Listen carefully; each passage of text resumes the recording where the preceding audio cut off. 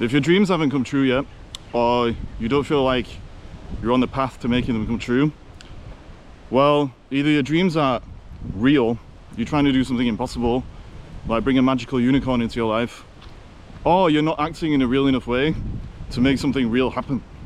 That's what this video is going to be about. I'm going to tell you 2 things that you can do that are going to help you to put yourself back on the path to getting real and getting where you want to be. There's this picture that my mum's got on her office wall of this picture that I drew for her when I was a kid, and it just says, "Dear Mum, I'm a no-hoper from Oliver," which is what I used to call myself back then, apparently. And for a long time, I grew up thinking that was true. Like, somewhere along the line, I got that idea in my head that I was a no-hoper, that there was no point even trying for anything. But then I kind of started to get real as I got older, and reality shook me and woke me up. And now, if I'm honest with you, my life is fucking awesome. And it's because I've followed some very simple principles that I want to tell you about. So let's get into it. Okay, so when it comes to your dreams, the first thing that you need to know is that there are 2 kinds of dreams. There are dreams that belong to your ego, which means that they're not really real. They're just things that you've conjured up in your imagination that you think you want in order to compensate for all your underlying emotional stuff, by which I mean shame, guilt, trauma, all those kind of emotions. When we have that stuff, we often create dreams for ourselves that we think are going to help us to heal from that stuff. So for example, if we feel small and weak, we'll try and compensate by becoming a billionaire or a millionaire or whatever. Not that there's anything wrong with money, but because we think that that's going to give us security that we currently lack inside ourselves.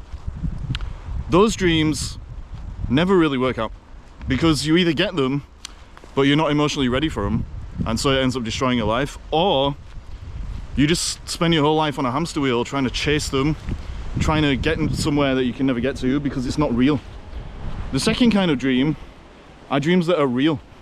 Real in the sense that they're aligned with who you are in wholeness, your core values, your true qualities as a human being, the things you actually care about, and your sense of presence rather than a need to perform in life. If you're chasing the ego's dreams, then they're never really going to come true, and they're never going to give you what you actually want if you do acquire whatever it is that you think you're chasing. If you chase your real dreams by becoming more present and growing more real, then you stand a fighting chance of always getting where you want to be. So that's the first thing that you might want to know, that if your dreams haven't come true, you're constantly chasing, then you need to look inside yourself and ask yourself whether you're chasing your dreams as a kind of performance or a way of compensating, or if you're just trying to express something real. Odds are, if you've been chasing the same thing for decades over and over again, years and years, not getting anywhere, banging your head against a brick wall, then it's because you keep meeting the edge of your ego. You're not growing through some version of yourself that you need to let go of, so that you can allow whatever is actually real to start coming up from the shadow self. Normally the shadow self is hidden behind the ego, and so chasing the ego's dreams just keeps the shadow self at bay, which is ironic because it's normally in the shadow self where all your real dreams are hiding. An example from my own life of the difference between the ego's dreams and something a bit more real is I always wanted to write a book. And so when I was younger, I would spend so much time writing about my feelings and about all the pseudo profound things that I might have realized that week, and trying to dress it all up in fancy metaphors and things like this. And eventually I got organized enough and disciplined enough to start writing a novel. And this novel, even though it's not the worst novel in the world, was basically just about me and my stuff, what my ego wanted, the identity that I wanted to kind of uphold of myself and reinforce through my creative work. It wasn't really giving anything to the world or anybody else. After that, it came out and it was like a damp squid. Nobody really gave a shit, which is fine, because why would they? It was all about me. After that though, I realized what I need to do is focus less on me and more on other people and serving. And so that's why I wrote my second book, Personal Revolutions. After that novel, I learned that if you want to help people, you have to focus on them, not you. And so I started to kind of change focus with the way I was writing things. And so my next books became more about other people, like how they can help themselves instead of how they can focus on my feelings and all that stuff. I know I never wrote a book that made me $1 million or anything. I did manage to open a lot of doors for myself by doing that. Get to travel, new business opportunities, coaching business. And the point is, when you focus on your real goals, not your ego's goals, then you're always gonna create more opportunities for yourself to go deeper and deeper into being more real. So for whatever reason, all of this land has just been kind of destroyed. I don't know if it's the wind or if they purposely chopped all the trees down. It's a wasteland, barren. This is a pretty good metaphor for what happens when you follow those ego's dreams. You just end up in a kind of empty, desolate wasteland full of potential, because the real stuff is always there, bubbling beneath the surface. But if you're not careful and you just follow your ego instead of what's real, it just doesn't feel quite right, although it can still look kind of cool. Anyway, now I want to give you those 2 qualities that you need to cultivate if you want to shift gear and start making those dreams come true. Of course, the first step is to make sure that you check in with your motives and you know that what you're doing is real and not the ego shit. Once you've sussed that out, there are 2 things that you need to work on developing. The first one is patience, and the second one is consistency. People don't necessarily like to hear this because it sounds kind of boring. They think it's going to be glamorous in some way. There's some esoteric method you need to follow. But actually, these 2 things work and they're powerful because they align you with reality itself. And I'm going to explain that to you right now. So the first quality is patience. Patience basically means that you slow down and you stop trying to control everything. This is so important because a lot of the time when you're on the path to getting from where you are now to where you want to be, there are going to be so many little moments of uncertainty and doubt where you're not actually in control of anything, and you just have to let go and wait for the next step to reveal itself. If you're not patient, then you're going to end up trying to force everything through the ego, because the ego is basically the opposite of reality, and it's the part of you that tells you that whatever you want should be happening in a certain way, it should be happening right now, you shouldn't have to wait, it should happen quicker, blah blah blah.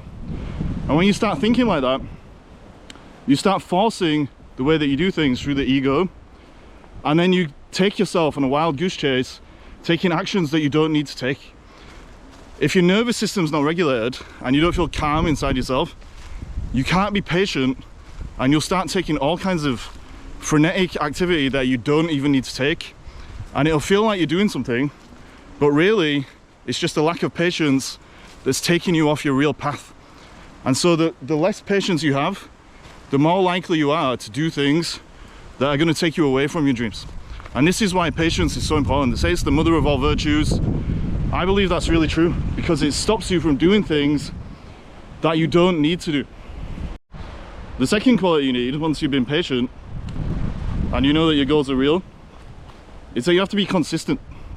I know so many people that have been stuck in the same place for years and years and years, saying they want the same old things they've always said that they've always wanted, and then they're just never consistent in the way that they go about taking action on making things happen. So for example, maybe there's someone who wants to start a business or whatever it is. They post on social media for like a week, they don't get any results, and then they just stop. Or maybe they're looking for a partner, and so they start working on themselves and doing this inner work and things like that, but then nothing happens because they're not being patient, and so they stop. If you're not consistent over time with patience, you're never ever going to get where you want to be. It's just a brutal truth about life. And this is why, again, it's not glamorous, but it just works. Because when you're patient and you're consistent, you work with the law of cause and effect to go from where you are to where you want to be. A perfect example from my life is just writing. If you want to write a book, you wake up, you sit down, you write.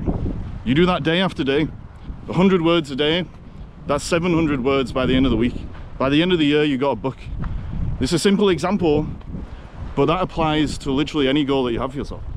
And if you don't understand that and you don't work in that way, then you're just going to keep stopping and starting. Then if you're not cultivating patience, you're going to get worked up because you're not getting the results that you want. And then you're going to send yourself on another wild goose chase. And then you're just going to find yourself back at square one again, being frustrated and annoyed that your dreams never came true and that they're not getting any truer. When you can do these two things, be patient and consistent, then you're aligning yourself with reality itself, in the sense that you can do your best and let go of the rest. Doing your best means that you do what is within your realm of control to do, what you need to do, as long as you know that it's real and not one of those wild goose chases. Letting go of the rest means that you get to that point where you don't know what to do, because we don't always know what to do. We're not omniscient, we're not omnipotent, and sometimes we have to let go and let life fill in the blanks. And if we can do that, the next step always will reveal itself, and then we can take it. But if we don't have the patience, we can't wait for that next step, or we're going to distract ourselves from taking it. If we're not consistent, we're not going to keep moving forward when those next steps arise. And so if you do your best, let go of the rest, you increase the odds exponentially of getting where you want to be. The final point is that you need both of these things. If you're only patient, then you'll just spend your whole life waiting. You won't take any action. Life will pass you by, like Ferris Bueller said. If you're only consistent, then you're just going to keep taking action even when there's no point in taking action. And so you're just going to be banging your head against the brick wall, taking action that's not yours to take, trying to force life instead of flowing with it. If you do both, you have the patience and the consistency, then you're going to be able to flow with life, which means that you're working with it instead of against it. And that's how you can increase the odds once again of getting where you need to be. There's this story that I like about these two guys who are tying up their camels in the desert one night, as you do. These two guys had been traveling through the desert and they were tying their camels up for the night, except one guy decided that he wasn't going to tie up his camel. And so the guy he was with, who did tie up his camel, looked at him like he was crazy and said, "Why aren't you tying your camel up? Like, what the hell? It's going to run off into the desert. You're going to lose it. You're going to be in trouble." And the guy was so confident that he could just trust God that he said, "Well, I don't need to tie it up because I'm just going to let God look after it." And that's that. Next morning, long story short, they woke up. There was only one camel there. It was the camel that had been tied up. The guy who didn't tie his camel up was in disbelief. He was saying, "Look, where's my camel gone? Blah, blah, blah, blah, blah." And the guy who did tie his camel up said, "Why should God do for you what you can do for yourself?" That's why you need the consistency and the patience, because you're putting yourself in that sweet spot. You're doing what you can do. God will do the rest. So that was a video about increasing the odds of making your dreams come true. It doesn't mean you're going to get everything you want in life, but it means that if you align yourself with reality and the way it works, by being patient and consistent, doing your best and letting go of the rest, then ultimately you put yourself on a real path instead of an ego-driven path, and you ensure that you're taking yourself somewhere that you want to be. If you can cultivate those two things, patience and consistency, then you're doing everything you can do to live the life that you want to live. Anything else is just a wild goose chase, running around in circles and wasting time. So I hope that helped you. If anyone wants to talk about this stuff, you can book a call on my website. But otherwise, stay real out there, stay patient, stay consistent, and peace to you.